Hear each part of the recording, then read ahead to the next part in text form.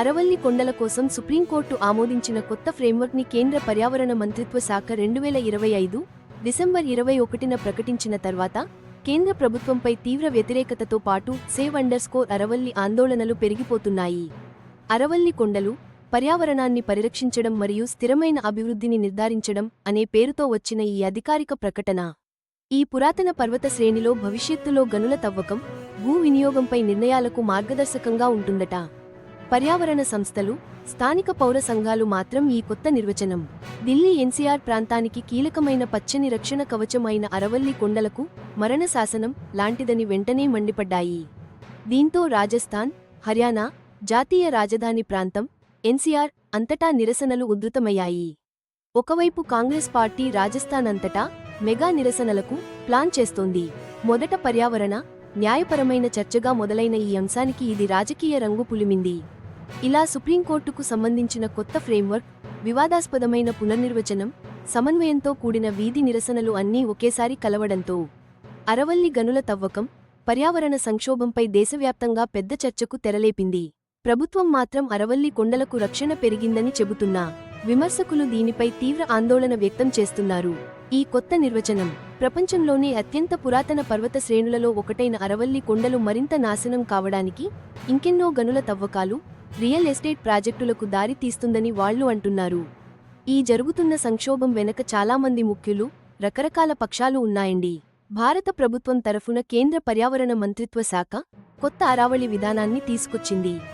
అక్రమ మైనింగ్ని అరికట్టడానికి, పర్యావరణాన్ని కాపాడటానికి ఉద్దేశించిన చర్యగా దీన్ని చూపిస్తూ గట్టిగా సమర్థిస్తోంది కూడా. భారత సుప్రీంకోర్టు కూడా ఒక విధానాన్ని ఓకే చేసింది. కేంద్రం చెప్పిన దాని ప్రకారం ఒక పక్కా ప్రణాళిక తయారయ్యే వరకు కొత్తగా అరావళి ప్రాంతంలో మైనింగ్ లీజులు ఇవ్వకుండా ఇది ఆపుతుంది. అయితే ఈ అధికారిక వాదనని వ్యతిరేకిస్తూ చాలా పర్యావరణ సంఘాలు, వాతావరణ, అటవీ కార్యకర్తలతో పాటు స్థానిక పౌర సంఘాలు కూడా బలంగా వాదిస్తున్నాయి. హైడ్రాలజిస్ట్ రాజేంద్ర సింగ్ లాంటి ప్రముఖులు కూడా ఆందోళన వ్యక్తం చేస్తున్నారు. ప్రభుత్వం తీసుకొచ్చిన మార్పుల్ని సుస్థిర మైనింగ్ పేరుతో చట్టబద్ధం చేయడమే అని ఆయన అంటున్నారు. కానీ కొత్త రోడ్లు వేయడం, పేలుళ్లు జరపడం, కీలక వన్యప్రాణుల మార్గాల్లో ఓపెన్ పిట్ మైనింగ్ వల్ల పర్యావరణానికి చాలా నష్టం వాటిల్లే ప్రమాదం ఉందని ఆయన హెచ్చరిస్తున్నారు. ఇక ప్రతిపక్షాలు, ముఖ్యంగా కాంగ్రెస్ పార్టీ ఈ అంశాన్ని గట్టిగా పట్టుకున్నాయి. అరావళి శ్రేణిని మళ్లీ నిర్వచించడంలో కేంద్రం ఉద్దేశాలు ఏంటని ప్రశ్నిస్తూ బహిరంగ వేదికల ద్వారా ప్రజల్లోకి తీసుకెళ్తున్నాయి.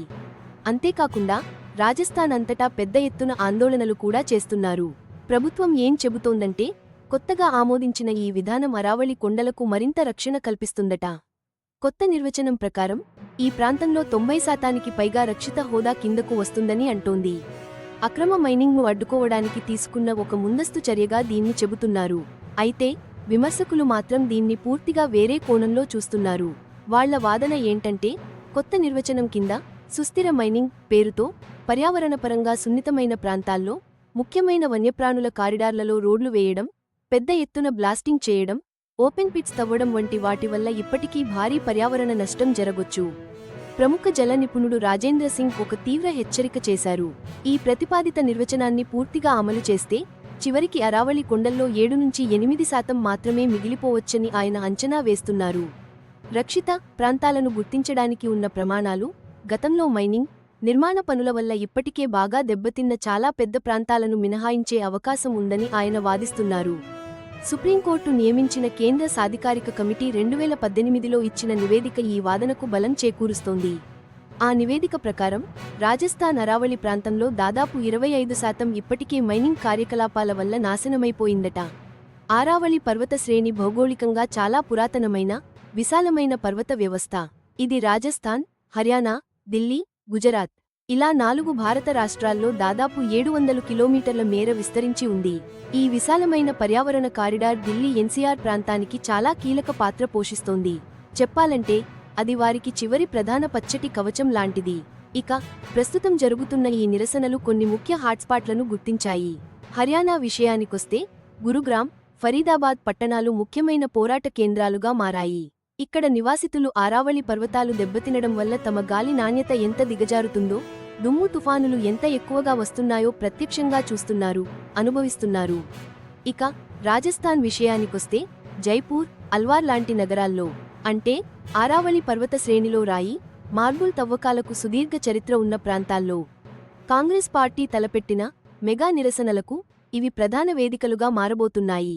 పర్యావరణ కార్యకర్తలు మాత్రం 2018 నాటి సెంట్రల్ ఎంపవర్డ్ కమిటీ నివేదికను విస్తృతంగా ప్రస్తావిస్తున్నారు.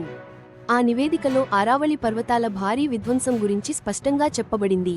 కాబట్టి ఇప్పుడు ఈ పర్వతాలను మళ్లీ మ్యాపింగ్ చేసినా లేదా పర్యావరణ నిబంధనలను సడలించినా ఇప్పటికే బలహీనంగా, తీవ్రంగా దెబ్బతిన్న ఈ పర్యావరణ వ్యవస్థ మరింత క్షీణిస్తుందని వారు గట్టిగా వాదిస్తున్నారు. అరవాలి నిర్వచనం చుట్టూ ఉన్న వివాదం కేవలం దానికి మాత్రమే పరిమితం కాలేదు. ఇది దేశవ్యాప్తంగా ఉన్న చాలా పెద్ద పర్యావరణ సమస్యలతో ముడిపడి ఉంది. ఇందులో దేశవ్యాప్తంగా రక్షిత ప్రాంతాల్లో జరుగుతున్న మైనింగ్ గురించిన చర్చలు, అలాగే అరవాలి మైనింగ్పై సుప్రీంకోర్టు ఆదేశాలు ఎంతవరకు అమలు అవుతున్నాయి అనే అంశాలున్నాయి. అరవాలీలో ప్రస్తుత పరిస్థితిని, ఇటీవల వచ్చిన చట్టపరమైన, విధానపరమైన మార్పుల నేపథ్యంలో చాలా జాగ్రత్తగా పరిశీలిస్తున్నారు.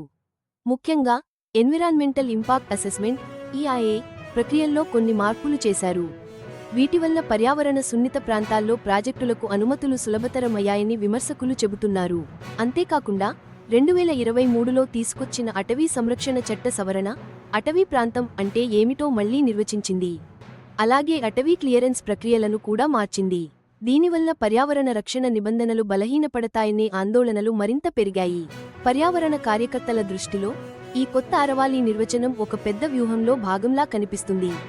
పర్యావరణ ప్రాంతాలను మళ్లీ వర్గీకరించి మైనింగ్, ఇతర మౌలిక సదుపాయాల ప్రాజెక్టులకు మార్గం సుగమం చేయడమే దీని లక్ష్యమని వారు అంటున్నారు.